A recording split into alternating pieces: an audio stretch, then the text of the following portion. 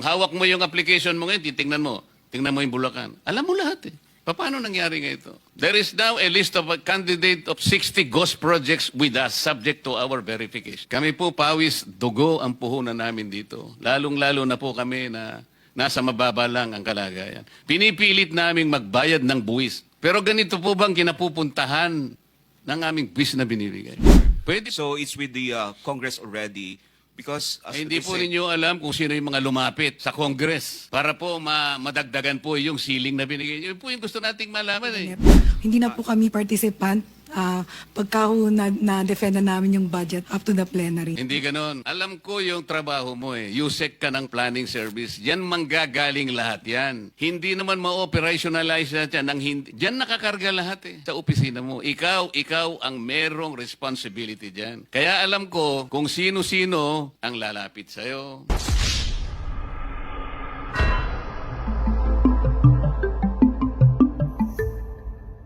Aspect. Mr. Chair. Total, nandiyan ka na rin, DE. Yes, sir. Meron kasing nagsabi sa akin, very reliable information. Nag-confess ka naman kay Secretary Bonoan. Eh.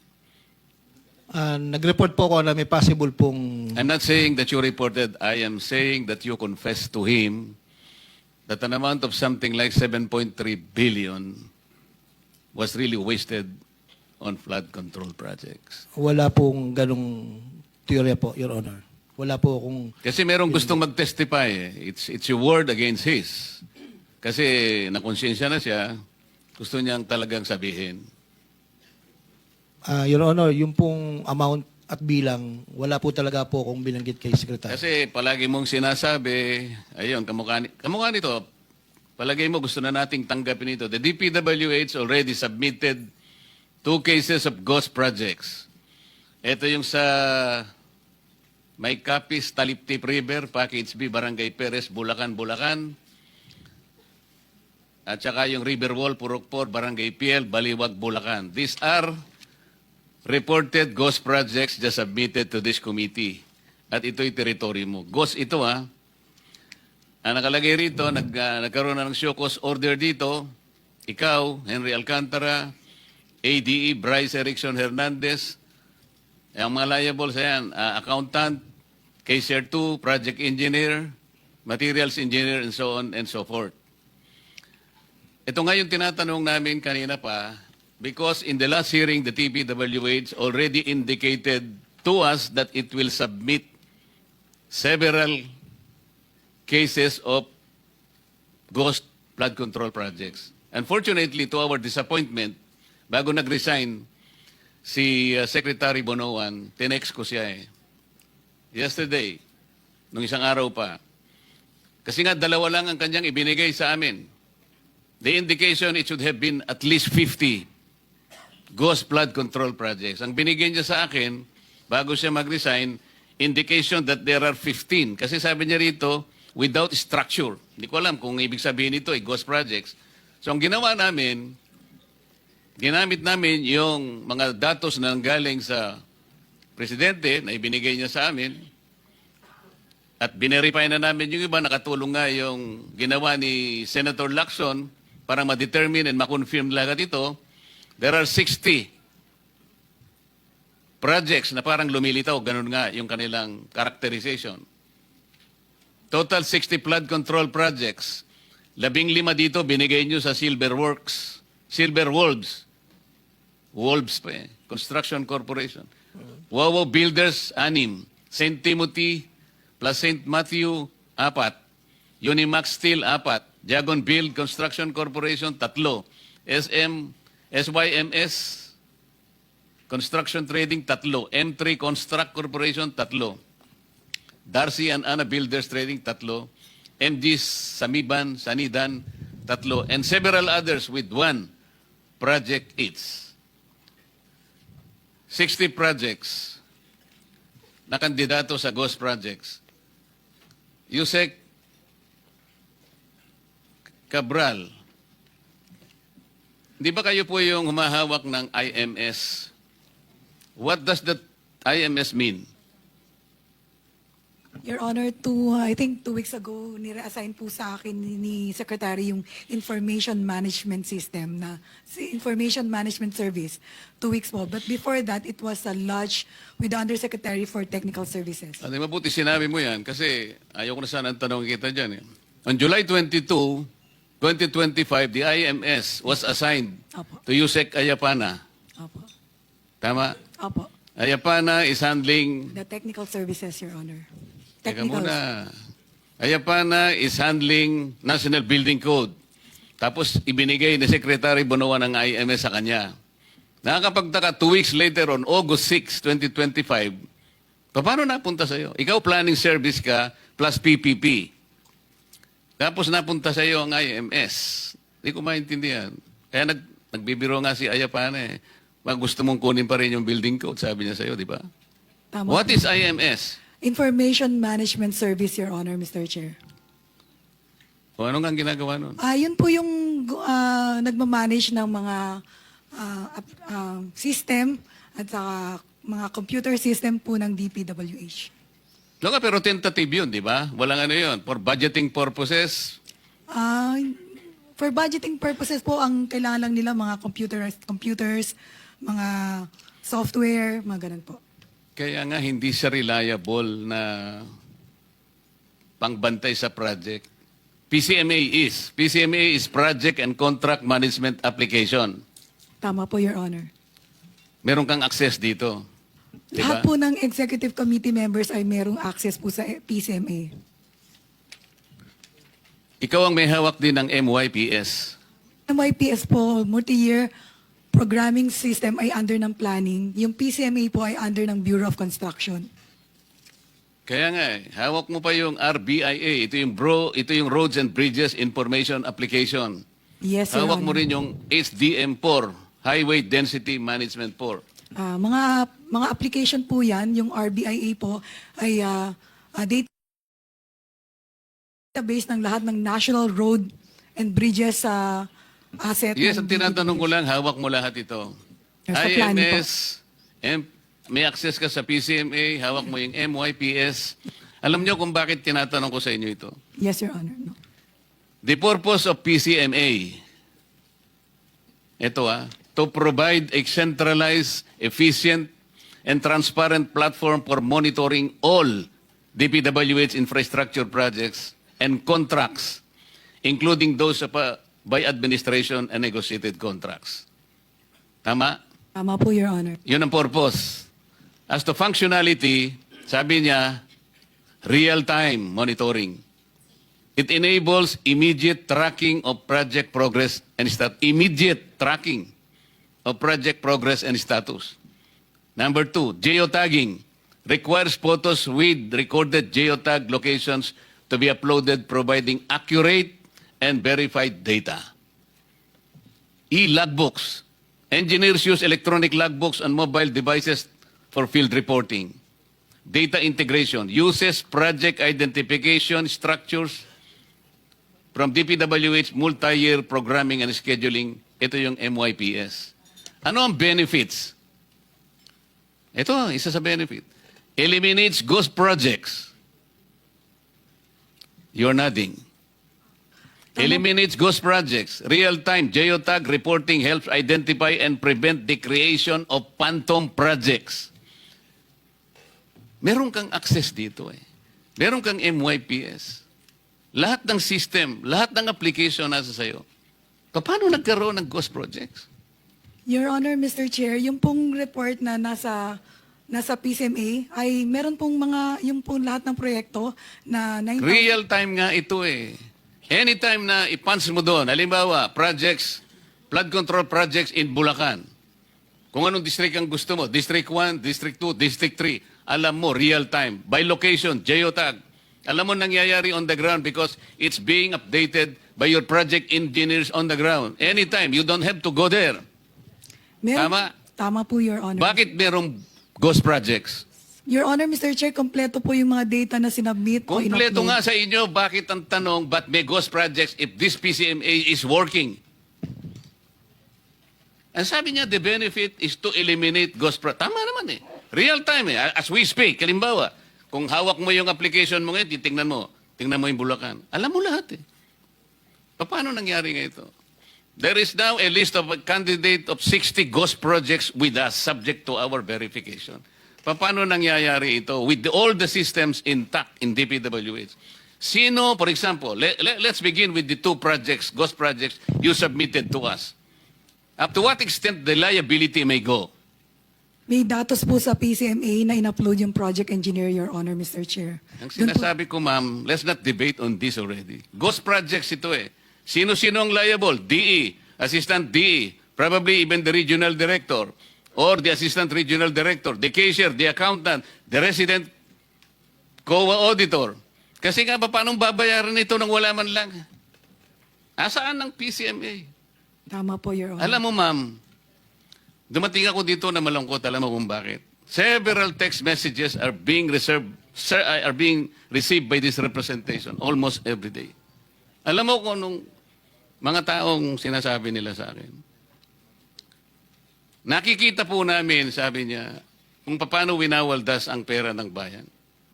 At napapatunayan po namin araw-araw, lalo na po pag nakikinig kayo kami sa hearing ninyo. Kami po, pawis, dugo ang puhunan namin dito. Lalong-lalo na po kami na nasa mababa lang ang kalagayan. Pinipilit naming magbayad ng buwis. Pero ganito po bang kinapupuntahan ng aming buwis na binibigay? Pwede po ba, kanya, Senator, pwede bang mag-request pakikita ko sa iyo ang mga text messages mamaya para sabihin ko lang sa iyo na totoong sinasabi ko. Pwede bang ilaban nyo kami na next year wag muna kaming magbayad ng buwis? Sapagkat ito palang kinapupuntahan. What do you think I should tell them? Can you help me provide an answer to these people? Mr. BIR, kung nandiyan ka pa po. Can you help me tell them kung anong dapat kong sabihin sa kanila? Their observation is valid. Pera po nila ito eh. Ganito po ang kinapupuntahan eh. What will I tell them?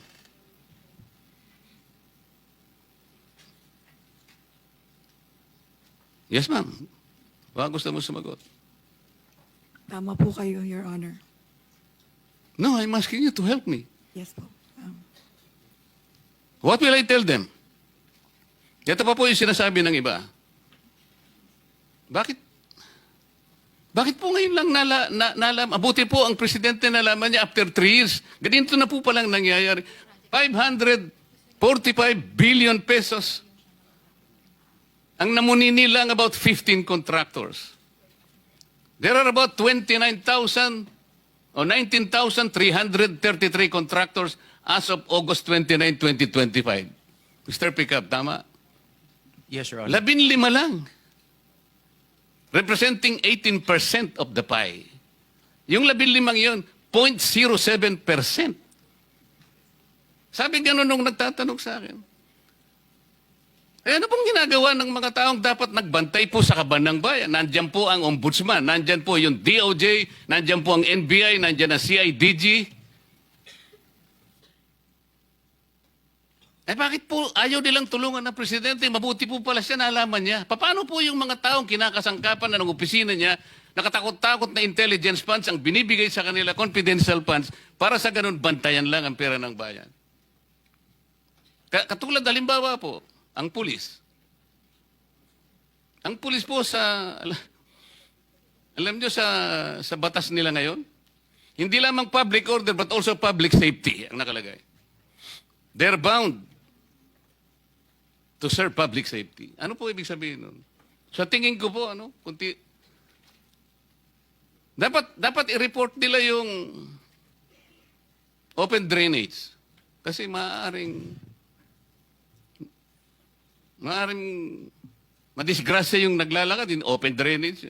O kaya busted yung street lights. Medyo maraming kriminal na doon. O kaya clog yung... paano pa yung flood control? Diba dapat? Maraming magbabantayan dito. Bakit po kanya hindi na po nagbabantay? Mabuti na lang nalaman ng presidente kahit nahuli na. Pero nalaman pa din natin. Anong ginagawa ng mga tao? What am I supposed to tell them? Ano sasabihin ko sa kanila? Alam mo, gusto ko sabihin sa kanila, mga kababayan, alam ko pong malungkot kayo. Alam ko pong nagdaramdam kayo. Masakit po ang loob nyo. Ngunit sana po ay wag na hindi po kayo magbayad. Tuloy pa rin po ninyo. Pagtulong-tulungan po natin ito. Kasi po marami ring, lalo po tayong lulubog. Hindi lang mga flood control ang pinagpupuntahan ng ano nyo eh. Pati protection natin, pati si PhilHealth, pati po sa education, lahat po eh. Sana masabi ko lahat, sana maniwala sila, sana hindi sila magalit sa akin, sana tanggapin nila ang sasabihin ko sa kanila. Pero kayo po dapat eh. Kayong nahaharap dito eh. Do you have anything to say? Yusek Kati? Your Honor, tama po lahat na sinabi niyo. Wala po akong masasabi. Kahit ano, wala kang gusto sabihin.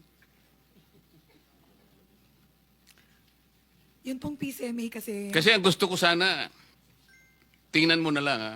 Kasi wala yung DBM eh. I-reserve ko na lang sana yung tanong ko eh. Bakit po yung, meron po bang DBM dito? Yun pong DBM, magsasuggest po ng ceiling ng NEP sa DPWH. Tama po.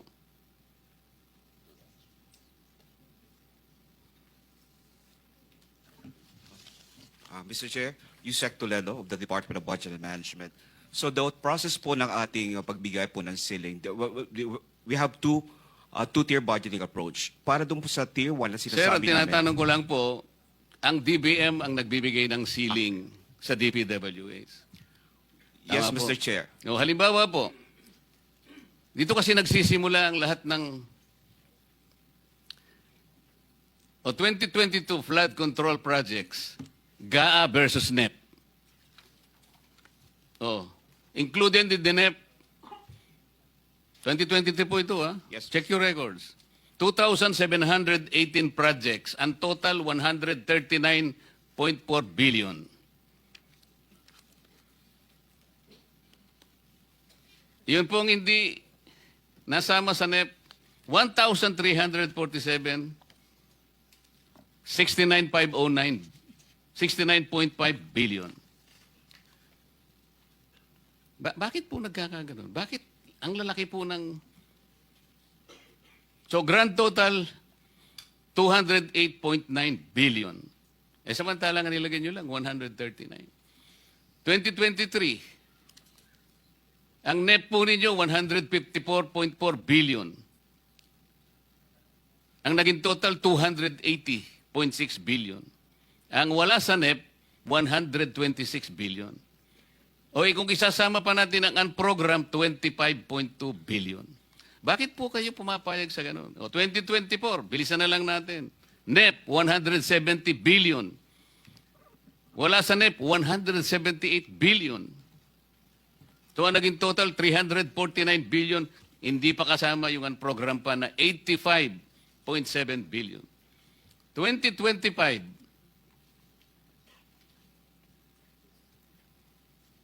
NEP, 208.9 billion. Hindi included sa NEP, 137 billion. So tingnan po ninyo, sir, Yes, sir. sa 139 billion worth of flood control projects, in-increase ng Congress by 50%.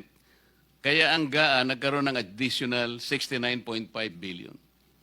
Pwede nyo bang ibigay sa amin ng breakdown kung ano-anong probinsya ang pinaglagyan yung additional na 69.5 billion? Alin-alin yung tatlong pinakamataas na probinsya nang nakakuha ng dagdag na 69.5 billion? Sino po ang nag-receive ng pinakamarami dito sa 69.5 billion? Gaano karami dito ang mayroong SARO? Ganito po yung gusto namin itanong sa inyo. May I answer, Mr. Chair? Yes, Mr. Chair, we'll provide you with the list of the SARO that we have released. As a matter of fact, all the SAROs po that release po ng DBM is already available on the website. But just the same, we'll provide you the list of those SAROs, Mr. Chair. Ito po ang tinatanong namin. Ito po yung ceiling lang ninyo eh. Bakit po biglang lumaki? Minsan doble pa. Sino ang nagmamanipulate nun? paano nai-increase yung NEP na binigay ninyo? Yeah. Mr. Chair, as to the changes and amendments of the budget, we would like to inform you that the job of the DBM po will end the term of the preparation of the budget once we submit the NEP. So, hence, the changes and amendments po doon sa NEP lies with the Congress already. Hindi na po namin alam yun, Mr. Chair. So, it's with the Congress already because... as Hindi they po say- ninyo alam kung sino yung mga lumapit sa Congress para po madagdagan po yung ceiling na binigay nyo. Yun po yung gusto nating malaman eh. in the- Alam po namin yun sapagkat nagtagal din po ako sa Congress eh. Bagamat hindi naman ako kasali doon sa mga... Sino-sino po yung responsable na lalapit? Halimbawa sa iyo, Yusek, ikaw ang kauna-unahang nakakaalam kapag ka na-approve na yung GAA at ilan yung nadagdag na mga singitan dyan. Ikaw ang opisina mo ang kauna-una na sapagkat ikaw ang planning service. Tama o hindi? We know that, Mr. Chair. Hindi, Just to... tinatanong ko si Yusek. Ay, yeah, okay. Tama po, pagka Oo. natanggap po namin. Tama, yung di ba? pag Pero natanggap po- alam mo din kung sino yung parating mga pumupunta sa opisina mo dito sa mga insertions na ito. Dito ako interesado. Your Honor, Mr. Chair, yung pong nangyayari sa budget deliberation hanggang after the NEP, hindi na po kami participant pagka ho na-defend na namin yung budget up to the plenary. Hindi ganon. Alam ko yung trabaho mo eh. USEC ka ng planning service. Yan manggagaling lahat yan. Hindi naman ma-operationalize na yan. Diyan nakakarga lahat eh. Sa opisina mo. Ikaw ang merong responsibility dyan. Kaya alam ko kung sino-sino ang lalapit sa'yo. Your Honor, Mr. Chair, yung National Expenditure Program po, yun po yung manggagaling sa ahensya. Yun pong General Appropriations Act, hindi na po namin alam kung paano po nadagdagan ng DPWH at nabawasan yung ibang naming programa. Ibig mong sabihin, hindi mo alam kung sino ang pumasok sa kung paano napunta yung insertions? Yun po, Paano kung maipakita ko sa'yo na may kinalaman ka? wala po. Not necessarily na ikaw ang gumawa. Ibig ko sabihin, na nalalaman mo na nangyayari ito. Posible po, Your Honor, Mr. Anong posible? Hindi mo ba alam na nangyayari ito in your presence? Ikaw kasi ang gagawa eh.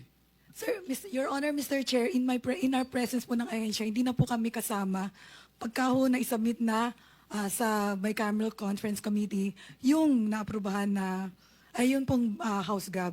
No, sige. Yan sagot mo kasi tatapusin ko lang itong makasama ko kasi baka magtagal lang ako, magalit na naman sa akin Senator Bato. Meron kang... Senate President. Thank you, Senator Erwin. Nasaan na si Ma'am Sara? Okay. Sige, bago ko punta si Mr. Teka, boss, sandali lang. Bakit hindi naka-upload at hindi available ang PCMA ngayon? Pina-check ko.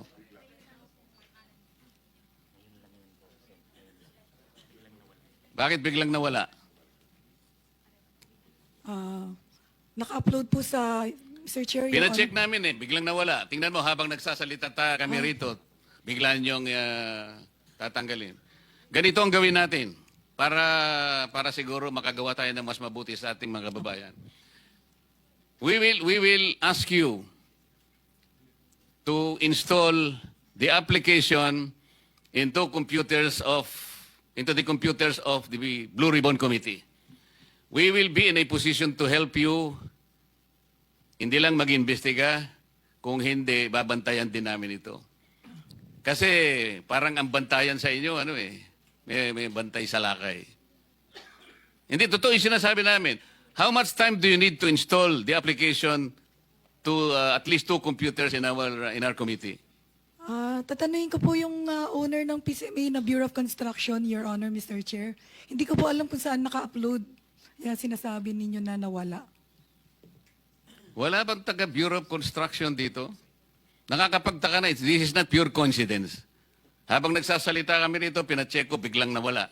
Biglang unavailable. Kailangan po ibigay nyo sa amin, ito nakalagay, service unavailable. Bigla-bigla naman. Nakakapagtaka naman. Sa dami ng projects sa buong Pilipinas, pumayag ka na tulungan namin kayo. The Blue Ribbon Committee from now on will ask you to give us that application para itong staff namin dito, araw-arawin namin. Makikita namin yan. Makikita namin yan. Opo, Your Honor, sasabihin ko po sa process owner sa Bureau of Construction na i-upload yung... Hindi, dadali niya dito niya i-install para ngayon. At siyempre, kinakailangan niyang kahit papano sabihin yung staff namin. Marunong naman din makasama namin dito. Pero para lang walang sablay. Kailangan i-install nyo. Opo. Dalawa sa computer dito at saka sa aking opisina para magkaintindihan tayo. Opo, Mr. Chair. Thank you.